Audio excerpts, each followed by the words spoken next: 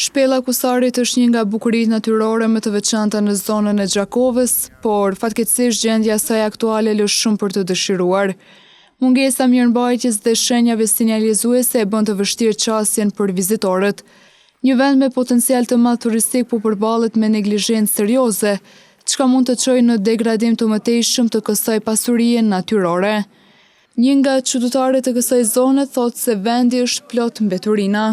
Shqetësimi jonë kryesor është shpella, domethënë që speshin në gjendje të mjerueshme, pa marrë parasysh edhe investimet e komunës këto që i ka bërë fantastike. Kjo vërtet o bën një pamje të mërshme e kësaj zone, edhe pse janë shportat, janë gjithandej shenjat sinjalizuese këtu i kanë marrë, shportat i kanë dëmtu, i kanë në fakt edhe nuk i hudhen as mbeturinat në shporta. Ka gjithandej mbeturina. Është domosdoshme që institucionet përgjegjëse të ndërhyjnë sa më parë me masa konkrete, por edhe faktori njeri është fajtor në këtë drejtim, shtoi Deniz Gjini.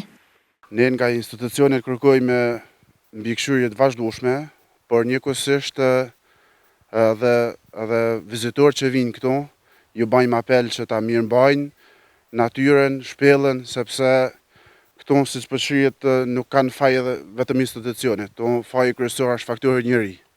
E gjithë hapësira përreth shpellës nuk është e mirëmbajtur si duhet, e kjo situatë jo vetëm çul interesin e turistëve, por edhe krijon një imazh negativ për zonën. Normal që kur vjen dikush këtu tani, ai nuk i thot dikujt tjetër hajde se është pamje e tmerrshme.